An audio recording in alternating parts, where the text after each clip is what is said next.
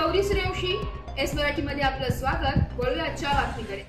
घोडेगाव येथील सामाजिक कार्यकर्ते व प्रहार संघटनेचे शाखा प्रमुख प्रभू गवळी हे दिनांक 1 सप्टेंबर 2025 पासून जामखेड तहसील कार्यालयासमोर बेमुदत उपोषणाला बसले। गेले 2 ते 3 महिन्यांपासून श्री प्रभू गवळी हे पंचायत समिती कार्यालयात घोडेगाव येथील विविध मागण्यांसंदर्भात वेळोवेळी तक्रार देऊन व अर्ज तसेच निवेदन देऊन समक्ष तहसीलदार यांना भेटून आजपर्यंत आपल्या विविध मागण्यांकडे दुर्लक्ष करीत असल्याने व कुठलीच कारवाई न झाल्याने श्री प्रभू गवळी हे 1 सप्टेंबर 2025 पासून आमरण उपोषणास बसले आहे। 21 सप्टेंबर रोजी पंचायत समितीमध्ये उपोषण करणार असल्याचे निवेदन देण्यासाठी गवळी गेले असता त्यांना गटविकास अधिकारी साहेब यांनी अपमानित केल्याचं गवळी यांचं म्हणणं आहे। तसेच सरपंच प्रत्येक मासिक मीटिंगमध्ये किंवा ग्रामसभेमध्ये पदसिद्ध अध्यक्ष असतात, त्यामुळे त्यांना सूचक होता येत नाही असे असताना फक्त 4 सदस्यांवर यांनी काही ठराव मंजूर केल्याचं त्यांच्या प्रोसिडिंग बुक नकलीवर दिसून येत आहे। तरी सुद्धा माननीय गटविकास अधिकारी साहेब हे कुठलीच लेखी देत नाहीये। सरपंच यांना जर सूचक होता येत असेल तर गटविकास अधिकारी यांनी लेखी द्यावे, नुसतं तोंडी बोलू नये असेही गवळी यांनी सांगितले। दलित वस्तीचा निधी तात्काळ घोडेगावातील बडेकर वस्तीला जाहीर करावा, तसेच सरपंचाचे असणारे नानस रोड लगतची अतिक्रमण काढून त्या ठिकाणी विद्युत पोल डीपी बसवावी असे प्रभू गवळी यांनी सांगितले। तसेच सरपंच व ग्रामसेवक हे माझ्यावर एखादा खोटा मोठा गुन्हा करण्याची शक्यता असून एप्रिल मे मध्ये असाच एक प्रकार त्यांनी केलेला होता, परंतु समोरच्या व्यक्ती समजदार असल्यामुळे त्यांनी स्पष्ट नकार दिल्याचं उघडकीस आलंय।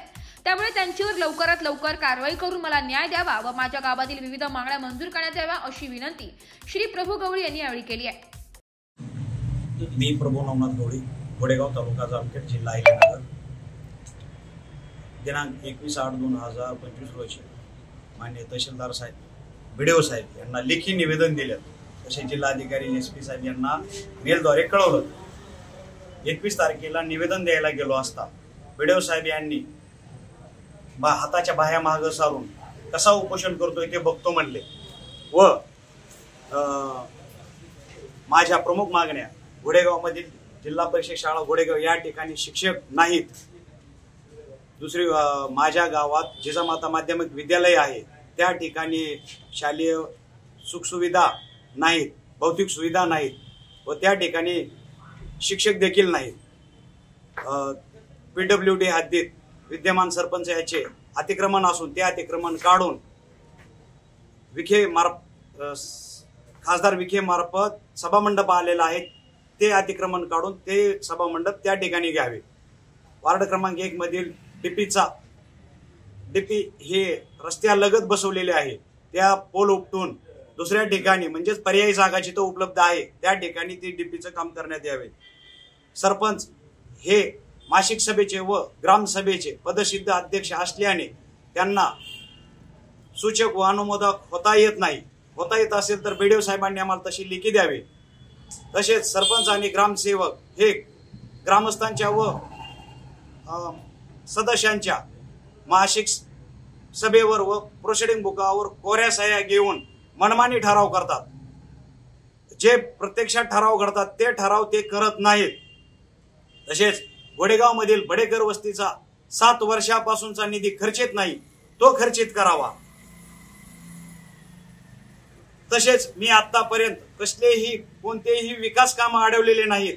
प्रस्थापितांचे केलेले अतिक्रमण काढण्यासाठी मी 2025 पासून फेब्रुवारी 2025 पासून आवाज काढत आहे व प्रशासन माझ्यावरती दडपशाही करण्याचा प्रयत्न करत आहे।